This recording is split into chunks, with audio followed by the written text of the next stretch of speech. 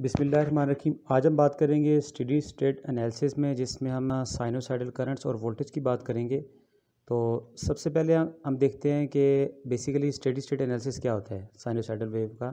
जैसे कि आपको आइडिया होना चाहिए कि अगर आप कोई भी साइन वेव जो है वो जनरेट करते हैं, ये सोर्सेज होती हैं, तो उसको हम यूज़ करते हैं नॉर्मली जनरेशन, आपके ट्रांसमिशन के लिए, डिस्ट्रीब्यूशन के लिए, आपके इलेक्ट्रिसिटी के लिए, फॉर डोमेस्टिक पर्पज़ के लिए। तो उसके लिए हम नॉर्मली जो है साइनोसाइडल कंडीशन या साइनोसाइडल बिहेवियर है, उसको हम उसका एनालिसिस करते हैं या यूज़ करते हैं। अब वो किस तरह, जिस तरह की अगर आप ये देखें कि एक वेव है, जब वेव में कोई डिस्टर्बेंस क्रिएट होती है तो इसकी पानी में, तो आपकी डिफरेंट इस तरह की वेव्स क्रिएट्स होती हैं, यानी इनका बिहेवियर पीरियडिकली आपका अराउंड 360 डिग्री आपका चेंज होता है। तो इस टाइप की जो आपकी कंस्ट्रक्शन होती है वेव की, वो आपकी साइन वेव की होती है, और इसी को हम basically fundamental of sine wave कहते हैं। और इसी के पीरियडिकली हम साइन वेव और कोसाइन वेव जनरेट करते हैं। तो आपके पास जो साइनोसाइडल या स्टेडी स्टेट जो बिहेवियर है, उसका एनालिसिस में क्या है कि आपके पास अगर कोई वोल्टेज सोर्स है, चाहे वो डिपेंडेंट है या इंडिपेंडेंट है, उसकी वेरिएशन होगी विद रिस्पेक्ट टू टाइम, तो इसको हम साइन वेव कहते हैं। यानी कि जो सोर्स आपके वोल्टेज या करंट जनरेट करेगी with respect to changing of time, चाहे वो डिपेंडेंट है या इंडिपेंडेंट है, उसको हम साइनोसाइडल वेव कहेंगे। यानी कि उसको हम साइन फंक्शन के बिहेवियर से या कोसाइन फंक्शन के बिहेवियर से रिप्रेजेंट करेंगे। जिस तरह के इस इक्वेशन में देख लिया आप, ये करंट की और वोल्टेज की आपके पास साइनोसाइडल वेव्स हैं, यानी एसी वेव्स हैं। इसमें सबसे पहले जो I of T is equal to I M, ये मैक्सिमम ये एम्पलीट्यूड वैल्यू है, cosine of omega T plus minus five. Omega T आपके पास इसकी एंगुलर या रेडियन फ्रिक्वेंसी है, और फाई इसका फेज़ एंगल है। ये पॉजिटिव भी हो सकता है, नेगेटिव भी हो सकता है। इसी तरह वोल्टेज की अगर साइन वेव की बात करें, तो सेम इस तरह किसी भी इंस्टेंट पे जो वोल्टेज आपने फाइंड करने हुए, एक चीज़ फार्मूला है V M cosine of omega T plus phi. अब साइन वेव जो आप जनरेट होते हैं, उसका बिहेवियर कुछ इस टाइप का होता है, जो कि with respect to time change होती है। उसके 2 साइकिल्स होते हैं, एक पॉजिटिव साइकिल होता है और एक नेगेटिव साइकिल होता है। जो कि रेफरेंस ऊपर होगा उसको पॉजिटिव साइकिल कहेंगे, और जो रेफरेंस नीचे होगा उसको नेगेटिव साइकिल कहेंगे। और ये आपके पास फंडामेंटल होती है आपके पास एसी वोल्टेज की वेव फॉर्म की। अब इसको साइन वेव क्यों कहते हैं? क्योंकि हम इसको साइन फंक्शन से रिप्रेजेंट करते हैं, इसलिए इसका बिहेवियर साइन फंक्शन की तरह है, तो इसलिए हम इसको साइन वेव कहते हैं। जिस तरह एग्जांपल में अगर हम देख सकते हैं कि हमें इसका अगर एम्पलीट्यूड और इसका टाइम पीरियड फाइंड करना है, तो टाइम पीरियड क्या है? Number of cycle in a T second में। एम्पलीट्यूड इसका रेफरेंस से लेकर, जीरो लेवल से लेकर इस पीक वैल्यू तक इसका एम्पलीट्यूड 20 वोल्ट्स है, और इसका जो टाइम पीरियड आपने फाइंड करना है टी ज़ीरो से लेकर यहाँ तक, वो आपका 50 माइक्रो सेकेंड होगा। ये टाइम आपका क्यों माइक्रो सेकेंड में मेंशन है। अब इसी तरह साइन वेव के जो आपके, अगर आपने पीरियडिकली है या इसका आपने पीरियड फाइंड करना है, टाइम ड्यूरेशन फाइंड करना है या फ्रीक्वेंसी फाइंड करनी है, तो आपके जो 2 करस्पॉन्डिंग पॉइंट्स हैं, यानी कि आप साइकिल का ये एक पॉजिटिव पीक और एक नेगेटिव पीक जो कंसेक्टिव होंगी, इनके मेन पॉइंट्स को आप टाइम से रिप्रेजेंट कर सकते हैं। और टाइम जो है रेसिप्रोकल आपके पास फ्रीक्वेंसी के, तो आप टाइम और फ्रीक्वेंसी दोनों फाइंड आउट कर सकते हैं। फ्रीक्वेंसी फाइंड करनी है, अब अगर आप इस साइकिल की फ्रीक्वेंसी बात करें, यहाँ से लेकर यहाँ तक 0.1 साइकिल है। अब इस एक सेकंड में आपके पास 3 साइकिल आ रहे हैं, तो इसकी फ्रीक्वेंसी होगी 3 हर्ट्ज़, यानी number of cycles in a second, इस फ्रीक्वेंसी उसकी यूनिट्स आपके पास हर्ट्ज़ है। टाइम पीरियड आपके फ्रीक्वेंसी के इन्वर्स होता है, तो F is equal to 1/t। अगर आपका फ्रीक्वेंसी के 1 है, तो आप टाइम पीरियड फाइंड आउट कर सकते हैं, मैथमेटिकली फाइंड कर सकते हैं और ग्राफिकली भी। अब हम बात करेंगे जो आपके पास साइन वेव है, बेसिकली वो जनरेट कैसे होती है, इसकी सोर्स क्या है। जो कि by using Faraday law of electromagnetic induction, आपके पास एक फिक्स मैग्नेटिक फील्ड है, और उस फील्ड के बिटवीन में आप किसी कंडक्टर को जब मूव करते हैं, तो डिफरेंट पोजीशन के अकॉर्डिंगली इसको ट्रेस किया गया है। यानी अगर आप पोजीशन ए पे हैं, ज़ीरो पे हैं, इसका एंगल आपके पास ज़ीरो है, तो आपके पास वोल्टेज ज़ीरो जनरेट हो रही है। जैसे जैसे मूव करते हैं आप इसके 90 डिग्री पे आते हैं, तो यहाँ पर आपके पास मैक्सिमम वोल्टेज जनरेट होती है। इसी तरह जब आप डायरेक्शन कंप्लीट करते हैं, तो आपके पास 180 डिग्री पे आते हैं जब आपके कंडक्टर की मूवमेंट, तो पोजीशन आप सी पे आते हैं। इसी तरह जब डी पे आते हैं और अगेन वापस आप ए तक आते हैं, तो आपके पास एक कंप्लीट साइकिल बन जाता है। तो इसी से हम एसी जनरेटर या आपके पास इलेक्ट्रॉनिक ऑसिलेटर हैं, ये बेसिक इस प्रिंसिपल पे वो काम करते हैं। यानी कि जब कंडक्टर आपके पास रोटेट करेगा एक फिक्स मैग्नेटिक फील्ड में, तो आपके पास साइनोसाइडल वेव जनरेट होंगे। यही फिनोमेना आपके पास एसी जनरेटर या अल्टरनेटर का है कि एक फिक्स मैग्नेटिक फील्ड है, उसके इन बिटवीन आपने कंडक्टर को रखा हुआ है। तो कंडक्टर को जब हम मूव करते हैं तो जनरेटर क्या काम करता है, इस रोटेशनल एनर्जी को इलेक्ट्रिकल एनर्जी में कन्वर्ट कर देता है। ये बीच में जो आपके पास आर्मेचर है, इसके आप क्रॉस वोल्टेज इंड्यूस होते हैं, जो कि जब फील्ड इसको कट करता है तो ये वोल्टेज आप यहाँ पर, इसके साथ कार्बन ब्रशेस लगे हुए हैं और स्लिप रिंग्स हैं, इनके थ्रू आप आउटपुट यहाँ से बाहर ले सकते हैं। सो आप इस तरह का छोटा सा जनरेटर आप खुद भी बना सकते हैं, छोटा सा परमानेंट मैग्नेट लेके, और उसके इन बिटवीन आप किसी कंडक्टर को या आर्मेचर को मूव करेंगे तो आप एक वायर लेके उसको आप रैप कर दें, आपका कंडक्टर बन जाएगा। और जब एक आपके पास सिंपल फिक्स मैग्नेट लेके आप भी स्मॉल लेवल का अल्टरनेटर खुद भी डिज़ाइन कर सकते हैं। अब अल्टरनेटिंग वोल्टेज जनरेशन किस तरह है कि आपके पास ये जो आपका कंडक्टर है, पहले ये पोजीशन 0 पे है या ए पे है, ए से फिर बी पे, बी से सी पे, सी से डी और देन वापस ए पे आता है। उसी के रिजल्ट में आपके ये कंडक्टर की पोजीशंस दी हुई हैं, पहले ए पोजीशन पे है यानी कि 0 डिग्री पे है, फिर बी वाली पोजीशन आपकी 90 डिग्री है, सी आपके पास 180 है, डी आपके पास 270 डिग्री और ए अगेन वापस आपके पास 0 डिग्री। तो उसी के अक्रॉस आपके इसी ट्रेस में आपके पास ये साइन वेव जनरेट होगी। यानी कि अगर आप ए पोजीशन पे होगा तो आपके पास 0 वोल्टेज जनरेट होंगे, यानी साइन 0 डिग्री, साइन 0 0 होता है। जब आपके पास बी पोजीशन पे होगा यानी साइन 91 होगा, मैक्सिमम वोल्टेज जनरेट होंगे। फिर अगेन साइन आपके पास 180 0 हो जाएगा, तो 0 वोल्ट जनरेट होंगे इस पॉइंट्स पे। फिर इसी तरह आपके पास साइन -270 आपके पास -1 आ जाएगा, तो यहाँ पर आपके पास मैक्सिमम वोल्टेज जनरेट होंगे।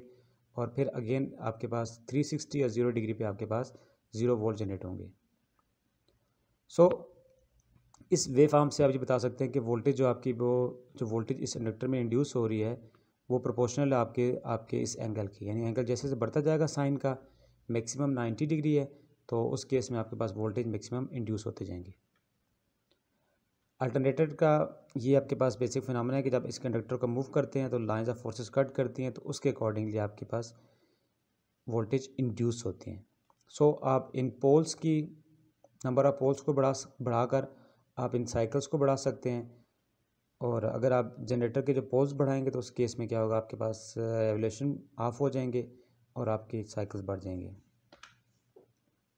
इसी तरह जो अल्टरनेटिंग वोल्टेज आपकी जनरेट हो रही है उसमें कुछ टर्मिनोलॉजीज़ हैं आपके पास। सबसे पहले उसकी एंगुलर रोटेशन है, एंगल है, जिसको अगर रेडियन में बात करें तो वो which is 1 radian is equal to 57.3 angular measurement. अब इसकी रेडियन क्या है कि आपके जो साइकिल है उसको मूव करने के लिए, रोटेशन के लिए जो आपके पास एक सर्कुलेशन है उसको हम रेडियन मेजरमेंट मेजर करते हैं। रेडियन जो आपके पास वो एक सर्कल, अगर पूरा सर्कल की बात करें तो ये आपके पास, अगर हम रेडियन बात करें तो ये आपके पास हाफ सर्कल आपके पास पाई और 2 पाई, यानी सर्कमफ्रेंस आपका सर्कल जो है 2 पाई आ रहा है, तो आपका पास 1 साइकिल है विच इज़ इक्वल टू 2 पाई। अगर आपने एंगुलर मेजरमेंट करनी हो, यानी कि किसी इंस्टेंट पे आपने कोई वैल्यू निकालनी हो, तो आप यहाँ से फाइंड कर सकते हैं। अब इसको हमने रेडियन मेजरमेंट हमने कन्वर्ट कर दिया है, यानी कि मैक्सिमम आपको 90 डिग्री, इस तरह से हमने एंगल को, हमने रोटेशन को स्प्लिट कर दिया है, जिसकी वजह से हम अब इसको रेडियन मेजर में इसको हम डिफ़ाइन करें। तो ये आपके पास यानी कि जहाँ पर 0 डिग्री है वहाँ पर आपके पास 0 रेडियन है, जब 90 है तो π/2 है, 180 पे पाई है, 270 पे 3π/2, अगेन 360 पे 2 पाई। तो अगर आपने रेडियन मेजर में या डिग्री मेजरमेंट में जाना है या डिग्री मेजरमेंट से रेडियन मेजरमेंट में जाना है, तो उसके लिए इस फार्मूले से आप इसको कन्वर्ट भी कर सकते हैं। सो वोल्टेज और करंट जो आप साइन वेव जो आप जनरेट करते हैं उसके कुछ इंपॉर्टेंट पैरामीटर है। सबसे पहले आपके पास पीक वैल्यू है, पीक वैल्यू आपके पास वो मैक्सिमम वैल्यू होती है। फिर उसके बाद एवरेज वैल्यू है, एवरेज वैल्यू आपके पास एसी साइकिल की 0 होती है। रूट मीन आरएमएस वैल्यू और इफेक्टिव वैल्यू आपकी होती है। इनके कुछ फार्मूलाज हैं, अभी आगे जाके हम देख लेते हैं कि ये एग्जांपल में अगेन फिर आपने इसकी अगर पीक वैल्यू फाइंड करनी थी तो आपके पास ये 20 वोल्ट्स आ गई या maximum value. RMS value find करने के लिए आपके पास फार्मूला है, अगर आपके पास वोल्टेज की है या करंट की है, VRMS is equal to 0.707 into VP और IRMS is equal to 0.707 into IP, RMS value find करने के लिए। सो रजिस्टर के केस में आपके पास जो RMS या इफेक्टिव वैल्यू होती है वो सेम होती है, क्योंकि आपके रजिस्टर में पावर आपकी सेम डेसिपेट होती है, चाहे आपके पास AC सोर्स है या आपके पास DC सोर्स है। सो इस न्यूमेरिकल में आपने RMS या पीक वैल्यू फाइंड करनी है तो आप प्रीवियस फार्मूला से फाइंड कर सकते हैं, और अगर आपने एवरेज वैल्यू फाइंड करनी है तो एवरेज वैल्यू का फार्मूला है V average is equal to 0.603 into V peak या V मैक्सिमम। ये एवरेज वैल्यू का ये फार्मूला भी है, basically V average equal to two by pi into VP, या आप इसको सॉल्व करें तो आपके पास 0.637 इंटू VP। इस तरह आपके पास ये साइन वेव है तो इसकी आपने RMS वैल्यू, एवरेज वैल्यू और पीक वैल्यू हम यहाँ से फाइंड आउट कर सकते हैं। Phase angle, basically phase angle आपका क्या एक एंगुलर डिफरेंस है कि जब आपके पास एक से ज़्यादा वेव फॉर्म है तो उनके बिटवीन जो आपके पास डिफरेंस क्रिएट होगा टू वेव्स के इन बिटवीन, उसको हम फेज़ एंगल कहते हैं। देखते हैं आगे आगे जाके। अब जैसे अगर हम इसकी बात करें, ये हमारे पास एक साइन वेव A है और एक कोसाइन वेव B है, तो इनके इन बिटवीन में एंगल का डिफरेंस 90 डिग्री है। यानी कि अगर मैं VA की बात करूं तो VA की पोजीशन ये आ रही, और जो VB है वो VA से 90 डिग्री के लीडिंग पे है। तो इसमें लीड और लैग की बात भी आ जाएगी, यानी कि वेव जो B है वो लीड कर रही है with respect to wave A, अगर हम रेफरेंस ये रखते हैं, और या फिर VA और VB के जो आपका फेज़ डिफरेंस है वो आपके पास 90 डिग्री है। फेज़ शिफ्ट आपके पास ये जो आपके पास फाई एंगल है इसको हम फेज़ शिफ्ट कहते हैं। V is equal to V peak into sine of omega T या थीटा प्लस माइनस फाई। इसी तरह आप साइन वेव की जो इक्वेशन है V is equal to V maximum sine omega T, ये maximum value sine of theta जो आपके पास इसका एंगल होगा, यहाँ से हम इसके वोल्टेज फाइंड आउट कर सकते हैं। साइन वेव की इक्वेशंस आपने यहाँ से भी डिराइव कर सकते हैं, अगर नहीं ड्राइव करनी तो इस फार्मूले से आप इसको सॉल्व और सिंपल कर सकते हैं, which is equal to VP into sine of theta. Phase shift अगर आपने फाइंड करना है, अब ये दो वेव फॉर्म है तो इसके इन बिटवीन ये फेज शिफ्ट है, ये जो एंगल है ये आप जैसे ये वेव है रेड वाली है, इसकी वेव फॉर्म ये गिवन है, और इसकी पीक वैल्यू अगर आप देखें तो इनमें फेज शिफ्ट आपके पास -45 डिग्री का यहाँ पर मेंशन भी है। सेम इसी तरह अगर आप इन दो के इन बिटवीन का देखें तो आप अगर आपके फेज शिफ्ट इसमें देखें तो +45 डिग्री है, यानी कि ये जो रेड वाली वेव फॉर्म है ये 0 से 45 डिग्री पहले आपकी स्टार्ट हो रही है। फेज़र नोटेशन बेसिकली ये आपकी जब साइन वेव में वोल्टेज या करंट की बात करते हैं तो इसमें हम इनका बिहेवियर यानी कि विद रिस्पेक्ट टू फ्रीक्वेंसी हम इनको डिनोट करते हैं। सो इसमें हम जो फेज़र बिहेवियर में हमारे पास बेसिकली दो कॉन्सेप्ट्स होते हैं, एक उसके पास एक फेज़र और कम्प्लेक्स इम्पीडेंस होती है। फेज़र और कॉम्प्लेक्स इम्पीडेंस को बेसिकली हम अगर हम न्यूमेरिकली बात करें तो हमारे पास इनको हम रेक्टेंगुलर और पोलर फॉर्म में कन्वर्ट करते हैं, जिसमें हमारे पास एक उसका मैग्नीट्यूड आता है, यानी कि हमारे पास एक कम्प्लेक्स क्वांटिटी होती है। फेज़र जो क्वांटिटी बेसिकली आपके पास कॉम्प्लेक्स नंबर होता है जिसमें दो पैरामीटर हैं, एक उसका मैग्नीट्यूड आता है और एक आपका फेज़ एंगल होता है। तो अब हम AC एनालिसिस की बात करें तो उस केस में हमारे पास फ्रीक्वेंसी और वोल्टेज की बात करती है। फेज़र नोटेशन की अगर बात करें तो ये आपके पास जो वेव फॉर्म एक जनरेट हो रही है, ये आपके पास एक एंगुलर रोटेशन को हमने इसको ट्रांसफॉर्म कर दिया इस वेव फॉर्म में, यानी कि वेक्टर जो रोटेशन है आपका, उसको हम कहते हैं कि हमारे पास ये फेज़र इसकी रिप्रेजेंटेशन है। एंगुलर वेलोसिटी बेसिकली आपके पास उसी एक इंडक्टर या कंडक्टर की एंगुलर रोटेशन जो है जिसको हम omega is equal to 2πf से डिनोट करते हैं, यानी कि एंगुलर स्पीड्स। अब अगर आपने फेज़ एंगल निकालना हो तो ये आपके पास सिंपल पाइथागोरियन थ्योरम से अब यहाँ से फेज़ एंगल फाइंड कर सकते हैं साइन थीटा से भी। अब जो फेज़र नोटेशन आपके पास जो हमारे पास बेसिकली जिसमें कम्प्लेक्स हम बात करते हैं कम्प्लेक्स नंबर की, तो कम्प्लेक्स नोटेशन और पोलर नोटेशन की आपके पास इसी फेज़र जो क्वांटिटी है इसको ऐसे रिप्रेजेंट कर सकते हैं x + j i/y, यानी रेक्टेंगुलर फॉर्म है। अगर पोलर फॉर्म इसको रिप्रेजेंट करना है, यानी इसी साइन वेव या कोसाइन वेव को हमने रेक्टेंगुलर फॉर्म में, पोलर फॉर्म में या एक्सपोनेंशियल फॉर्म में रिप्रेजेंट करना है तो हमारे पास ये 3 फार्मूलाज हैं, इसको हम ऐसे रिप्रेजेंट कर सकते हैं। जैसे कि अगर हमने रेक्टेंगुलर, पोलर या एक्सपोनेंशियल फॉर्म से हमने इसको ड्रॉ करना है तो ये हमारे पास एक सर्कल का हमने एक पैच ले लिया जिसमें हमने इस पर पाइथागोरियन थ्योरम अप्लाई किया और उधर से हमने ये एक्स, वाई, आर और जी फाइंड कर लिया या हमने फाई फाइंड कर लिया। यानी कि ये जो सारे पैरामीटर हैं वो आप इस एक राइट एंगल ट्राइंगल से फाइंड आउट कर सकते हैं।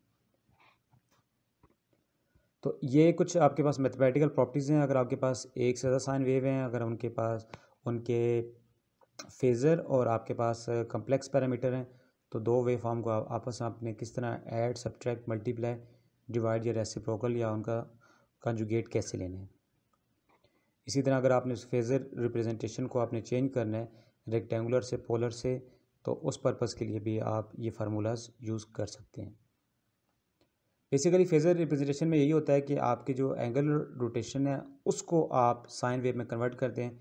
यानी कि किसी की इंस्टेंट पे अगर आपने कोई वैल्यू फाइंड करनी है तो आप उसको फेज़र या रेक्टेंगुलर नोटेशन से उसको रिप्रेजेंट कर सकते हैं। अब हम बात करते हैं क्योंकि एसी एनालिसिस में हमने कम्प्लेक्स इम्पीडेंस बेसिकली आपके पास इसमें दो पार्ट्स होते हैं, एक रियल पार्ट होता है और एक इमेजिनरी पार्ट होता है। अब कम्प्लेक्स इम्पीडेंस की यूनिट भी आपके पास वही है जो कि रेजिस्टेंस की है, ओम है। तो बेसिकली कम्प्लेक्स इम्पीडेंस आप अगर वोल्टेज की बात करें तो voltage V is equal to I into R. अब यहाँ पर आर की जगह आपके पास जी आ जाएगा। अगर आप इंडक्टर की बात करें, इंडक्टर की एक्स एल आ जाएगी और X L is equal to J omega L या 2πfl और इंडक्टर के केस में आपके पास फेज़ एंगल 90 डिग्री आ जाएगा। और अब इस फुल को आपने रिप्रेजेंट कर दिया है जेड एल से। तो अब इसकी ये फेज़र रिप्रेजेंटेशन है। अगर आपने इंडक्टर यूज़ कर रहा है उसकी वेव फॉर्म को आप ऐसे रिप्रेजेंट कर सकते हैं। कैपेसिटर के केस में आप V C is equal to G C into I C और कैपेसिटर के केस में आपके पास 1 क्योंकि एक्स सी होता है तो वो एक्स सी को आपने जे ओमेगा सी रिप्रेजेंट कर दिया। अब जो जे नोटेशन है बेसिकली जे की वजह से आप प्लस 90 डिग्री और माइनस 90। अब ये जे आपका डिनोमिनेटर में है तो जब ये ऊपर जाएगा आपके पास ये माइनस 90 डिग्री हो जाएगा। सो इसका मतलब ये हुआ कि इंडक्टर केस में आपके पास फेज़ एंगल प्लस 90 का होता है वोल्टेज और करंट के इन बिटवीन, और इंडक्टर के केस में आपके पास इंडक्टर केस में प्लस 90 डिग्री होता है और कैपेसिटर केस में आपके पास माइनस 90 डिग्री होता है। तो ये आपके पास फेज़र नोटेशंस हैं। अब ये आपके पास फेज़र डायग्राम है वो आपके पास रजिस्टर की है क्योंकि रजिस्टर में आपके पास कोई फेज़ डिफरेंस नहीं होता, वोल्टेज और करंट आपके सेम बढ़ रहे होते हैं। जैसे जैसे वोल्टेज बढ़ाते हैं करंट बढ़ता है तो इसलिए आपके पास वोल्टेज और करंट की वेव फॉर्म आपकी इन फेज़ आती है। कैपेसिटर के केस में अगर आप देख लें वोल्टेज और करंट का आपके पास 90 डिग्री का फेज़ डिफरेंस होता है। इसको आप ऐसे रिप्रेजेंट कर सकते हैं। ये आपके पास तीनों फेज़र डायग्राम है, इंडक्टर की, कैपेसिटर की और रजिस्टर की। कैपेसिटर और रजिस्टर में वोल्टेज और करंट इन फेज़ होते हैं। रजिस्टर के केस में वोल्टेज और करंट इन फेज़ होते हैं। आपके कैपेसिटर केस में वोल्टेज और करंट का 90 डिग्री का फेज़ सिर्फ पॉजिटिव होता है और इंडक्टर के केस में आपके पास नेगेटिव होता है।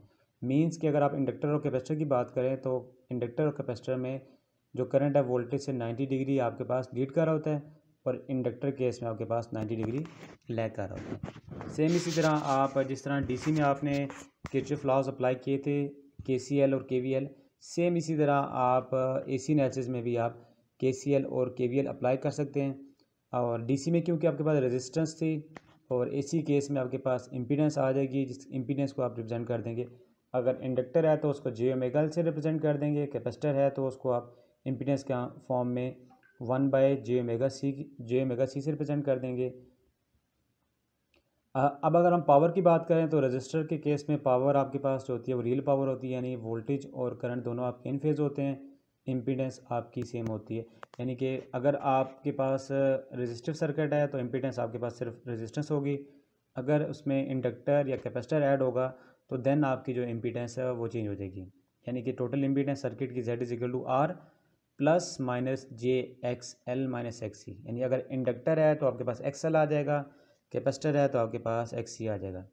रजिस्टर के केस में अगर आप देखें क्योंकि वोल्टेज और करंट दोनों इन फेज़ होते हैं तो दोनों की पावर आपस में मल्टीप्लाई होकर टोटल पावर आपकी बढ़ जाएगी। अब अगर हम देखें उस केस में इंडक्टिव केस में, इंडक्टर में आपके पास 90 डिग्री का लैग आता है तो उस केस में आपके पास पावर इस तरह की आ जाएगी कैपेसिटर के केस में भी आपके पास पावर जो है लैगिंग आ जाएगी। एक्टिव पावर आपके पास जो वो होती है जो जिसको हम यूटिलाइज़ करते हैं, यूज़ करते हैं, उसका फार्मूला है P=V/RMS cos ऑफ I। जो आपके पास इंस्टेंटेनियस पावर होती है या एवरेज पावर होती है, ये तीन पावर्स हैं आपके पास basically, active power, reactive power और कम्प्लेक्स पावर। अभी एक्टिव पावर की बात करें तो हम डीसी सर्किट में जो हमारे पास डीसी लोड होता है जिसमें हमारे पास रजिस्टर है, तो उस सिंपल पावर को हम P=VI से रिप्रेजेंट करते हैं डीसी में। बट एसी में क्योंकि हमारे पास फेज़र एंगल आ जाता है, तो उसको हम उस पावर को जो हमारे पास इंस्टेंटेनियस पावर होती है, वही जो एवरेज पावर है, उसको हम रिप्रेजेंट करते हैं इस फार्मूला से। इसी तरह रिएक्टिव पावर की बात करें, जो रिएक्टिव पावर है वो हमारी यूजलेस होती है, उसकी यूनिट आपकी वॉट है। जिसमें रिएक्टिव पावर वो होती है कि जब हम इंडक्टर या कैपेसिटर को लगाते हैं तो उनके रिएक्शन से जो पावर आपकी यूज़ होती है या आपकी वेस्ट होती है। तो रिएक्टिव पावर की यूनिट आपकी वोल्ट एम्पेयर है या वार होती है।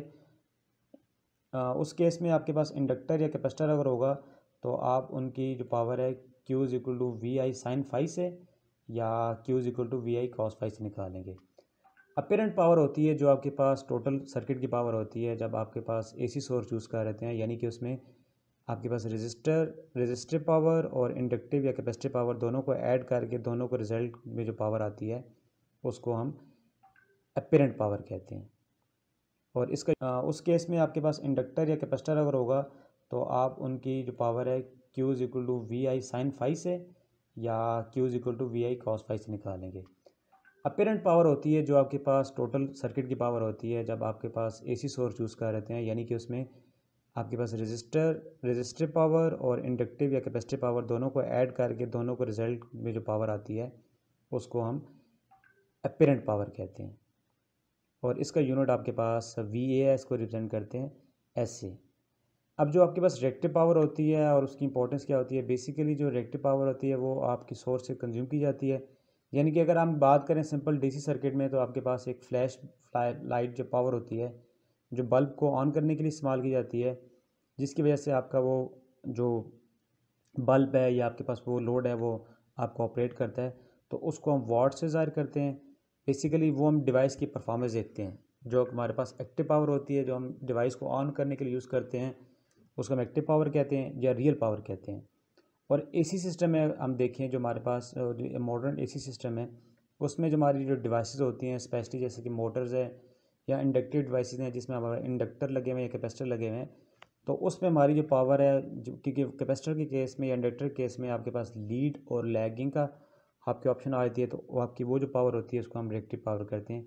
यानी कि कैपेसिटर या इंडक्टर केस में आपके पास करंट या वोल्टेज लीड और लैग करते हैं, जिसकी वजह से आपके पास पावर जो है वो शिफ्ट करती है या आपके पास वेरी करती है।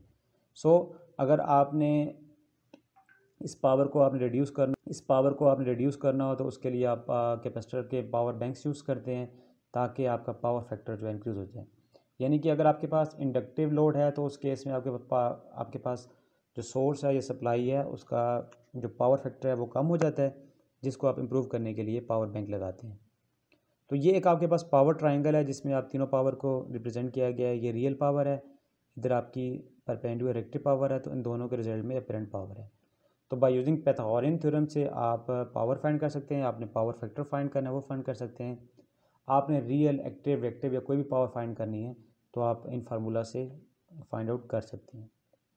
जिस तरह ये एक एग्जांपल दी हुई है कि आपकी एक एग्जांपल है कि जिसमें अगर आपने पावर फैक्टर फाइंड करना है तो उसका फार्मूला ये भी है कि real power divided by apparent power, ये आपने इसी फार्मूले से फाइंड आउट किया हुआ है।